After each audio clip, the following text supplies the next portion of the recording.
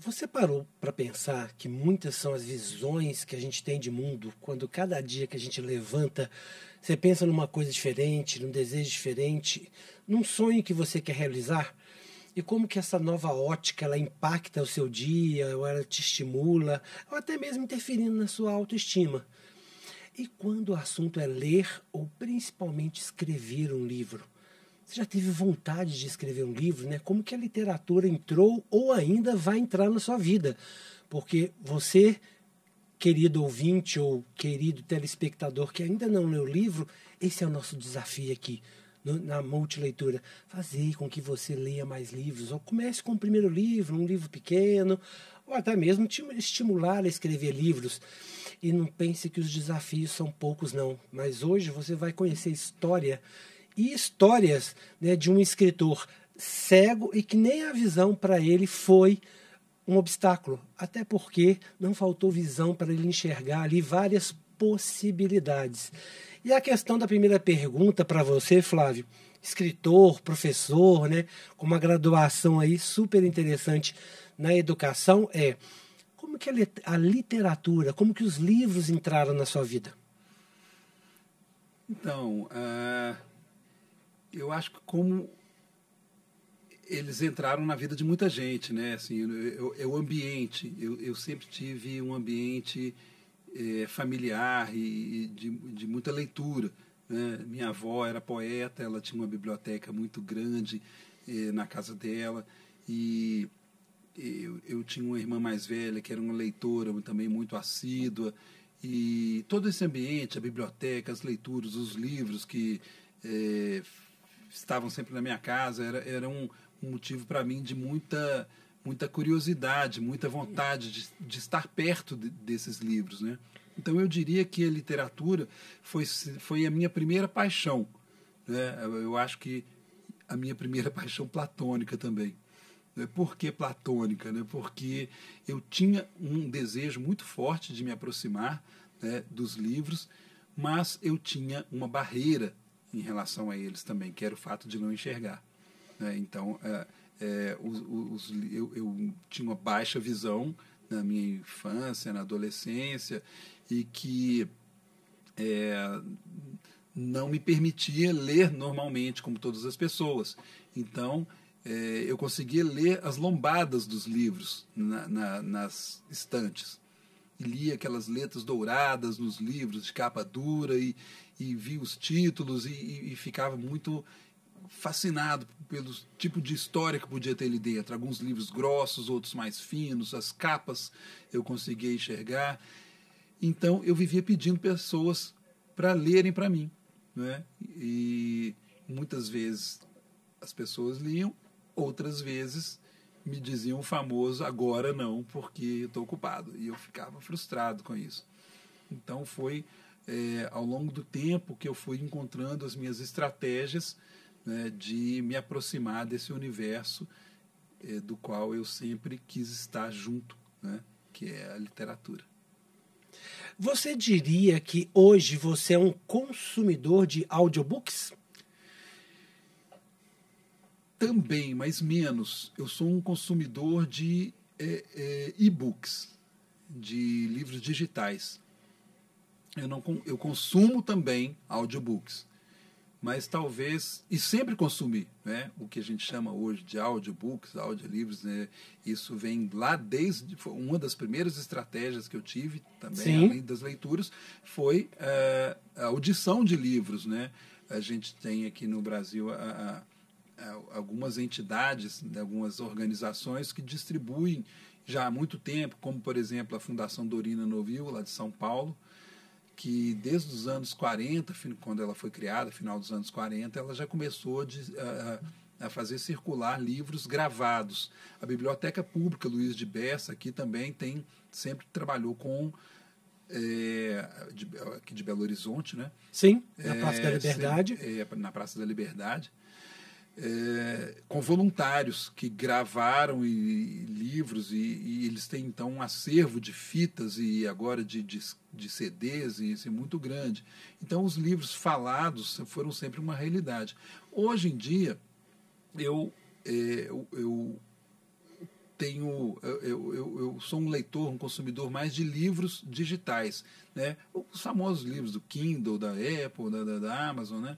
Que os aplicativos de celulares, os leitores de tela do celular permitem, né, que eu faça a leitura, né, desse material com muita autonomia, né? Possibilitando navegar dentro do texto, né? Soletrar palavras, ver a pontuação. O que é incrível, né, Flávio? Porque a tecnologia abriu para você um mundo, né? Você se sente contemplado hoje? Vamos falar, só puxando a questão do audiobook. Você acha que os audiobooks, eles contemplam você como um leitor cego no sentido de variedade? Não, infelizmente ainda não. A gente sabe que esse mercado está crescendo, o mercado dos audiobooks. Até porque as mídias digitais, e nós estamos aqui num podcast, né? A audição já tem sido também uma mídia, né? Um apelo já para o consumo de conteúdos, né? Então, a questão dos audiolivros é uma realidade também, que esse mercado vai crescendo, os livros falados, os audiolivros. Mas, por enquanto, ainda é um percentual muito pequeno se em comparado relação ainda com a quantidade de títulos, né, que o mercado editorial lança para a população, né, para os leitores o tempo inteiro. Exatamente. Você já escreveu um primeiro livro sobre contos, né? Sobre contos e... É um livro de contos e crônicas, é uma linguagem híbrida, né? Meu livro se chama Pequenas Histórias de Luz e Som, né? Eu lancei em 2019 pela editora, uma editora pequena, né, aqui de Belo Horizonte, mas uma editora muito atenta para novos talentos literários, porque é a editora Quixote mais do, né? Então é uma editora muito querida, fez um trabalho muito, muito bonito na edição do livro.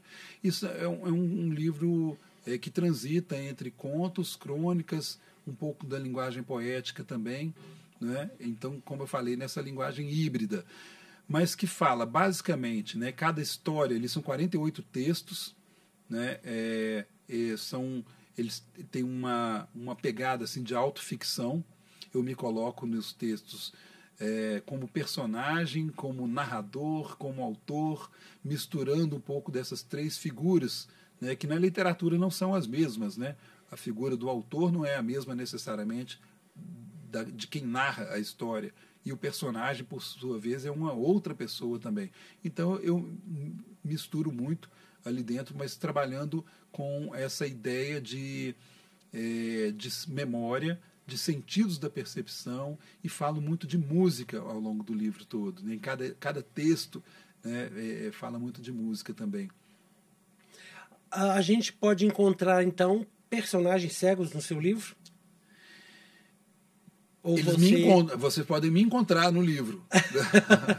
Características, sonhos, aventuras. Então, um personagem chamado Flávio, que não necessariamente, as coisas que estão ali não necessariamente são fatos reais acontecidos, né? Ou como e toda literatura, ela parte de algo que é vivenciado pelo autor, né? Mas que é ressignificado no texto, que é ser transformado. Então, ali é um pouco isso, encontra esse personagem, né? A gente pode dizer que esse livro, Flávio, ele é uma mescla, por exemplo, de algumas questões que você quisesse discutir, ou algumas coisas que você viveu, ou simplesmente histórias que você queria dar vazão, que estavam ali dentro de você, doidos para sair para fora. É um pouco de tudo isso.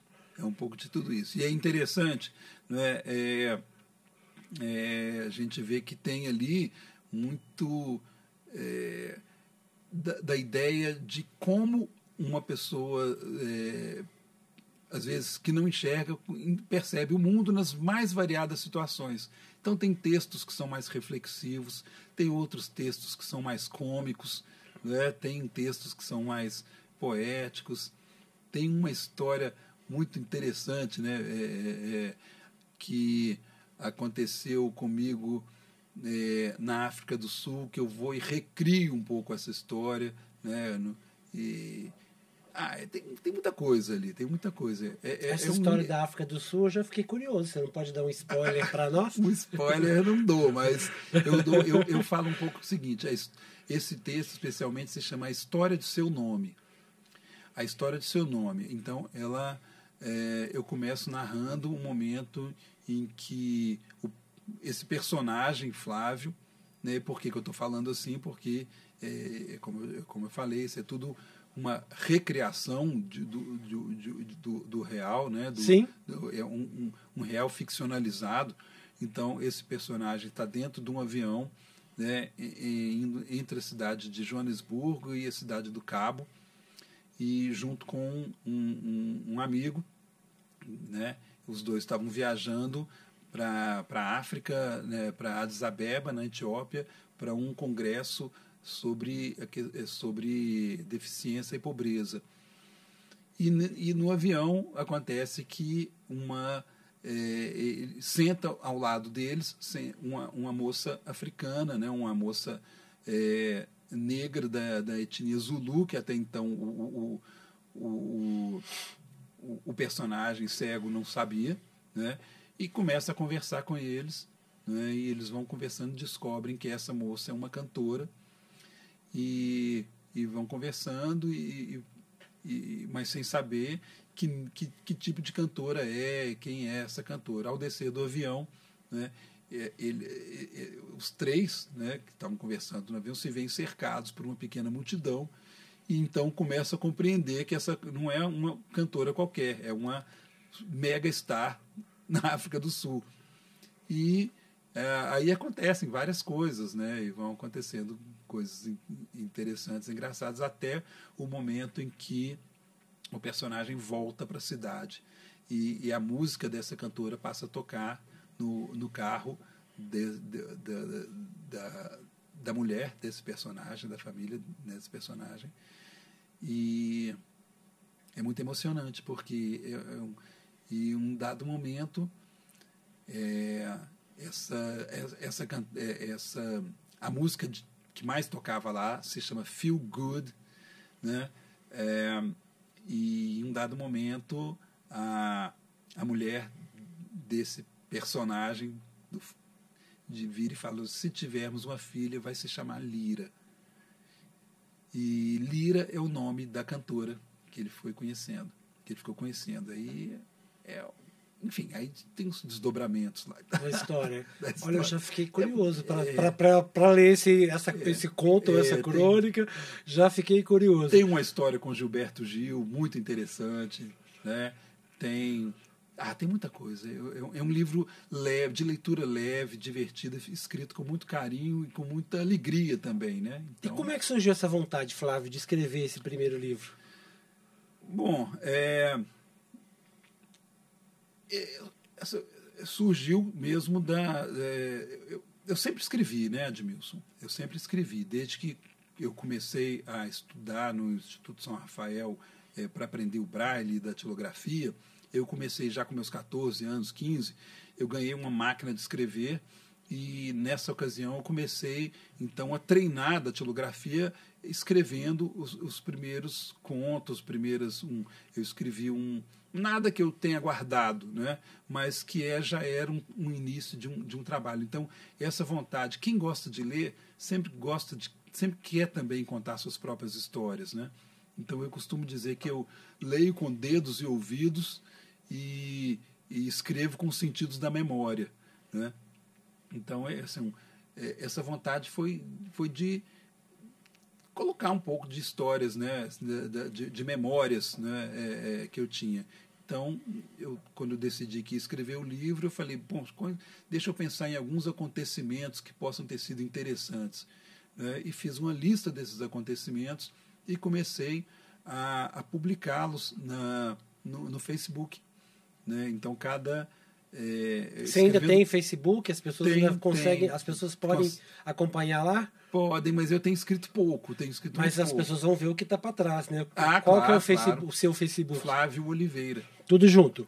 tudo junto, né? Flávio Oliveira. Tá, Flávio Oliveira no Facebook. É. E, bom, falando dessa história, você também tem um segundo livro. Eu imagino que o tema ou a linha de segundo livro seja diferente. Esse livro, né, tá para ser lançado, né, agora, né? O texto já está concluído. O texto concluído, né? Eu estou só esperando o momento do lançamento dele, né? Dessa vez é um ensaio chamado Sentidos e Memória, os signos de Proust na vida de músicos cegos, né? Então, ele é fruto da minha dissertação de mestrado, que foi concluída lá nos anos 90 ainda, mas esse livro recebeu, esse trabalho, essa dissertação recebeu um prêmio, né, nacional, né, na categoria ensaio, no Concurso Nacional de Literatura Cidade de Belo Horizonte, em 2000. Muito bom, parabéns. Né? Obrigado. E o que acontece? E o texto ficou adormecido. Então, hoje, com o interesse crescente, ele ficou adormecido, mas sempre foi procurado academicamente por pessoas que estavam estudando esse tema e tudo. Então, com o interesse crescente pelas questões da diversidade, até da inclusão das pessoas com deficiência visual, eu achei que era um momento interessante de publicar, né, de colocar esse texto para o público de maneira geral. Então, eu retomei o trabalho, reescrevi boa parte dele, a parte central mesmo não envelheceu, porque eu tratei ali de memórias de músicos cegos que se formaram no Instituto São Rafael entre as décadas de 1930 e 1960, e fiz uma leitura dessas memórias, um cotejamento, né, dessas leituras, dessas memórias, com a obra do escritor francês Marcel Proust, que é também uma obra de memória. Em Busca do Tempo Perdido é uma obra que trata dos sentidos da percepção e trata de memória, né, a obra do Proust. E o que me ajudou a costurar essas duas narrativas, tanto a do Proust como as narrativas dos meus entrevistados, foi o livro do filósofo Gilles Deleuze, né, que escreveu um livro chamado Proust e os Signos, onde ele encontra na obra de Proust quatro categorias de signos, que são os signos mundanos, os signos amorosos, os signos sensíveis e os signos da arte. E eu fui então buscar esses signos nas memórias dos músicos que eu entrevistei. E foi muito interessante perceber, né, como que a memória desses músicos cegos foi se construindo a partir dessas vivências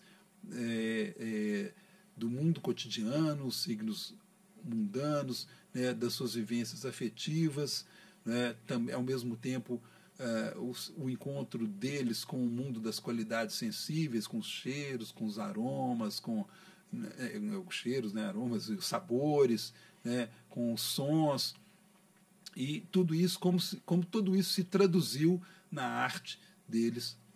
Porque eles tinham que absorver isso, né, abstrair isso de uma forma diferente, já que você não tinha o visual ali, né? Como é que isso te impactava? Como é que você conseguia traduzir isso naquilo? Como que esses músicos traduziram isso? Na verdade, ali são eles, né? Os narradores são eles. Isso, exatamente. Como é que eles passaram isso para frente da maneira que eles sentiam, né? Na música. Exatamente. Exatamente. Então, um deles, por exemplo, era um músico de cabaré nos anos 30, em Belo Horizonte. Ele começou a tocar na noite em Belo Horizonte. Eles cantavam 30, e tocavam instrumentos? Tocava instrumento, tocava piano. Né? E os outros dois? Um outro era um músico de um grande conjunto, que teve um conjunto vocal que surgiu no Instituto São Rafael, chamado Titulares do Ritmo, que no final dos anos 40, e que fez um grande sucesso nacional. Eles mudaram para São Paulo e fizeram um mega sucesso nacional, né, entre os anos 50 e 70. Meados dos anos 70, eles gravaram os últimos LPs. Mas foram muito bem sucedidos, né? Os dicionários Cravo Alvim da música fazem menção a eles, os Titulares do Ritmo. O Rui Castro, na História da Bossa Nova, fala deles. Então, não se pode falar da música vocal, dos conjuntos vocais, como Demônios da Garoa, Quatro Ases e um Coringa, todos esses, Bando da Lua, todos esses desse período, sem lembrar dos titulares do ritmo. Eles foram mega bem-sucedidos. Qualquer um que procurar no Spotify ou no YouTube vai achar todos vai esses encontrar conteúdos o lá. conteúdo deles. E o outro? Uma outra era uma professora de piano, né? Foi a única mulher dos 4 que eu entrevistei, uma grande professora de piano, né? Que passou pelo Instituto São Rafael. E o terceiro e o quarto deles foi também um grande professor, né? Não foi esse, um grande professor de violão, o professor José Lucena Vaz, né? A maior referência no violão, uma das maiores referências no violão no Brasil, e sem dúvida a maior para Belo Horizonte, que foi um introdutor, por exemplo, da cadeira de violão, da disciplina de violão clássico na Universidade Federal, um grande concertista que fez concertos, ainda hoje, talvez ainda faça, concertos, e tem alunos de grande nível, de grande gabarito aí no mundo inteiro, tudo. Então, todos o professor eles, Zé Lucena Flávio, Vaz é uma grande referência. Todos eles, Flávio, cegos? Os 4? Todos cegos. Todos eles cegos. Que foram professores no Instituto. Exatamente. No caso do professor Zé Lucena, ele tinha baixa visão. Né? Ele era, dos 4, ele não era completamente cego. Ele tinha baixa visão. Mas tinha um cotidiano bem próximo de quem era cego. Exatamente. Entendi. Flávio, eu queria aproveitar um pouco o seu cotidiano, você como uma pessoa cega, para você dar umas dicas, falar um pouco para nós, né, nos orientar, nos mostrar, assim, no dia a dia do convívio com vocês, onde que a gente, sei lá, erra, que a gente pode melhorar, o que a gente pode deixar de fazer, o que a gente pode fazer de uma forma, enfim, né, mais assertiva, que talvez não seja constrangedora para vocês, se for, né? Ou, enfim, o que a gente pode fazer para melhorar? Que eu sei que a gente tem ainda muito que aprender, né? Essa questão de portadores de deficiência visual. Não são portadores mais de deficiência visual, né? Falar cego é melhor do que qualquer outra coisa, né? Com certeza. Muita gente pergunta isso, sabe, Edmilson? Eu sempre acho um pouco de graça na pergunta, mas eu acho ela extremamente relevante. É muito importante a gente pensar nisso.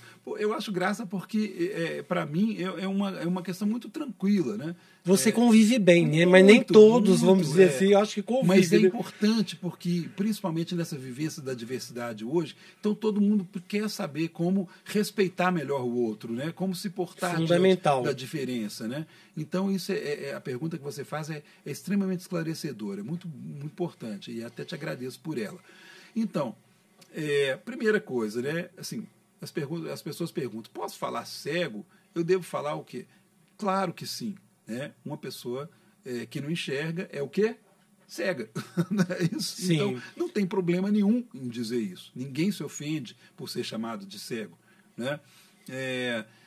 Existe a questão, mas uma pessoa... posso falar deficiente visual? Pode. Deficiente visual é uma categoria mais ampla, que são as pessoas cegas e aquelas pessoas com baixa visão. Né? Então, eu posso enxergar um pouco, muito mal, né? Então eu tenho baixa visão, então eu estou na categoria deficiente visual. E se eu não enxergar nada, se for cego, eu também estou na categoria deficiente visual. Então, de modo geral, as pessoas são deficientes visuais. Se não enxergar nada, é cego. E não tem problema nenhum dizer. Portadores de deficiência, a gente usa essa expressão, essa não. Essa a gente não usa mais, porque é um entendimento de que com a Convenção Internacional das Pessoas com Deficiência foi consagrado, né, o nome pessoas com deficiência, para dizer, né, primeiro, que a pessoa, né, ali você tem uma pessoa, então é sempre importante valorizar em primeiro lugar a pessoa e não a deficiência. E ela tem uma deficiência, ela tem a deficiência, então essa deficiência não se tira dela, né? Então, ela não está portando uma deficiência que, em qualquer momento, ela pode deixar de lado, assim, se for o caso. Né? Então, portadores de deficiência, essa explicação que se dá por aí. Mas é um termo que não se usa mais, é um termo que demonstra que você não está, não é uma pessoa atualizada com a linguagem. Então é bem com a inclusão, né, Flávio? É bem então, preferível. Você aí fique atento a isso. Vamos nos sentir pessoas atualizadas com a inclusão. O que mais, Flávio? Então assim, a pessoa com deficiência.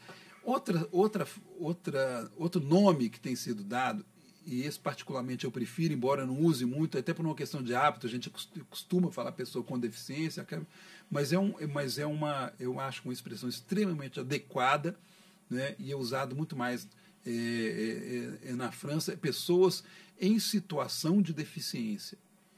Pessoas em situação de deficiência. Eu acho essa muito interessante, essa expressão, porque diz que a pessoa está naquele momento, né, vivendo, porque ela remete a porque o que é a situação de deficiência? É o encontro da deficiência com o meio, né? Então, se o meio for acessível, né, essa deficiência diminui, ela desaparece até. Então, por exemplo, continuar, nós estamos falando de literatura, né? A minha deficiência visual, a minha cegueira, né, diante de um livro. Se eu quero ler um livro e eu tenho ali um livro digital, um livro acessível que eu posso ler, essa minha deficiência desaparece. Eu não estou ali mais numa situação de deficiência. Por outro lado, se eu pego um livro para ler e esse livro não está no formato acessível, a minha deficiência acontece. Entende? A deficiência é uma relação, né, do meio com o indivíduo. Vamos tomar um exemplo da deficiência física, um cadeirante, uma pessoa usuária de cadeira de rodas, né, essa pessoa precisa chegar em um determinado local e esse local só tem acesso por degraus, por uma escada. Então a deficiência ali dela acontece. Por outro lado, se ela tem à sua disposição um elevador ou uma rampa com uma inclinação adequada, a deficiência dela desaparece nesse momento, porque ela tem autonomia para realizar as ações que ela precisa. Por isso, né, essa expressão pessoa em situação de deficiência, por isso eu acho ela tão adequada. Mas no Brasil a gente tem falado de pessoa com deficiência, é muito boa também a expressão, e assim vai. Portadores de deficiência que não se usa mais. Muito bem. E mais alguma dica fora dessa? Então, sobre convivência com cegos, né? Então, assim, é interessante. As pessoas, a gente se comunica muito pelo olhar, né? Sim. As pessoas em geral. Então, pelo fato de uma pessoa cega não direcionar o olhar para você, muitas vezes o interlocutor também não direciona para ela, né? Então, conversa com uma pessoa cega olhando para o outro lado, por exemplo. Ou fazendo outra coisa. E a gente se orienta, a gente sabe muito bem quando uma pessoa está olhando para a gente ou não, pela voz, de onde vem a voz. E incomoda muito a gente saber que uma pessoa não está atenta na gente. Incomoda bastante, porque por tudo, né, pelo mesmo incômodo que qualquer um pode sentir, né, essa distração. Uma outra coisa interessante também é quando uma pessoa cega sai na rua acompanhada de uma terceira pessoa, né, e vai, por exemplo, a um restaurante, sentam na mesa os dois, né, o atendente chega e pergunta para a pessoa que enxerga, né, o que ele quer, o que ele vai querer. O que o cego ou a cega vai querer. Ou a cega vai querer. Ora, não façam isso. O cego, ele é cego, não quer dizer que ele não seja lúcido, não tenha ali todo mundo. Gente, assim, então, assim, a pessoa se voltar para o terceiro, para o acompanhante, ao invés de voltar para a pessoa com deficiência. Mas como que eu vou falar com a pessoa se ela não sabe que eu vou estar falando com ela? Porque, normalmente, a gente direciona o olhar e o outro já sabe que a fala vai ser voltada. Não se constranja, pode dar um toquinho na pessoa, pode dar toca nela e fala, ei, você. Ou usa uma verbalização que indica que você está falando com ela. Aquela pessoa. Com aquela pessoa, né, você vai encontrar qual que é a forma correta, mas nunca pergunte para o outro o que está junto, como se você... porque isso aí é uma forma de desprezar, né, a autonomia da pessoa, né? Ô Flávio, como é que funciona isso? Ou como que deve ser essa abordagem em relação a vocês? No caso, por exemplo, se você está esperando para atravessar uma rua, ou se você está num lugar, tipo um teatro, um restaurante, você está ali, né, sem saber exatamente para onde você vai. Quer dizer, como abordar você para te ajudar ali? É só chegar perto e perguntar, né? Você precisa de eu ajuda? preciso de ajuda? Quer alguma ajuda? Né? Posso ajudar em alguma coisa? A pessoa pode dizer, não, obrigado. Eu estou aqui só esperando. Não é constrangedor, você não está fazendo nenhum tipo de preconceito ali. De forma né? nenhuma. Uma você ajuda está sendo pode gentil, ser muito né? bem-vinda. A ajuda pode ser muito bem-vinda. Porém, se a ajuda ali for dispensada, porque às vezes a pessoa realmente não precisa, né? Quem ofereceu ajuda também não precisa se ofender. Claro. Né? Algumas vezes é comum a gente ter esse tipo de vivência. A pessoa oferecer uma ajuda, a gente negar, não precisa, muito obrigado. Claro que com educação a gente fala. Porque a pessoa se sente e a pessoa fala assim, confortável. poxa, eu fui oferecer ajuda e não quer? Pô, então fica aí. Ué, gente, não preciso naquele momento. Não é obrigatório, não é obrigatório. Né? Você está confortável para fazer o que você está fazendo, né? Nesses casos, por exemplo, igual a gente falou da questão da rua, do lugar, a melhor forma de, né, se dirigir na pessoa, ou às vezes, né, encostando na pessoa e tal, e você conduzir a pessoa, qual que é a melhor forma? Ofereça o seu braço. Deixa a pessoa encostar em você. Para que a pessoa possa segurar no seu braço ou apoiar no seu ombro. Porque a pessoa já sabe lidar com isso, né? E nunca o contrário. Você não vai pegar na pessoa... Querer conduzir a pessoa. Né? Por que isso? Porque isso tem um motivo, não é? É porque quando você pega no braço da pessoa e vai conduzindo ela, você, de certa forma, está empurrando ela na frente. E se ela está indo na frente, e sem enxergar, ela vai insegura. Né? Por outro lado, se ela segurar no seu braço e você for na frente, aí sim você vai estar... Né, mostrando o caminho para ela. Né? Entendi. E para a gente fechar essa parte de dicas, para a gente também ir para a nossa pergunta final, quando você encontra uma pessoa cega, quando eu sou, por exemplo, vou te receber na minha casa, a gente não se conhece, ou numa empresa, né, numa sala de reunião, quer dizer, como é que deve ser a abordagem? Como é que a pessoa que está recebendo a pessoa cega deve se comportar? Porque você fica meio ali sem saber o que fazer, né? Você vai pegar na mão dela, você segura a mão dela, enfim. Bom, se você... eu estava aqui pensando como assim, vai se comportar normalmente, né? Assim, mas às vezes é isso, você deu um exemplo concreto, dizer, quer apertar a mão, né, da pessoa. Tem gente que dá 3 beijinhos, quer dizer, como é que você vai ser? Você vai fazer alguma coisa sem ser invasivo, estranho, entendeu? Se a pessoa, você quer apertar a mão de uma pessoa cega, se você simplesmente colocar a mão para frente, né, o cego não vai ver, pode ser que ele não estique a mão para você. Ou pode ser que o próprio cego já tenha a iniciativa de esticar a mão. Ou se você tomar a iniciativa de esticar a mão para ele, diga, aqui, ó, aperta a mão aqui, ó, aperta a minha mão. Né? Aí o cego vai esticar a mão, você já alcança a mão dele e aperta. Né? Mas se é uma cega ou se é um cego, você quer... tem a informalidade, que é dar um beijinho, né, de cumprimento. Às vezes abraçar, dependendo do quão afetiva a pessoa Sim, né? Claro. Às vezes é interessante falar, né?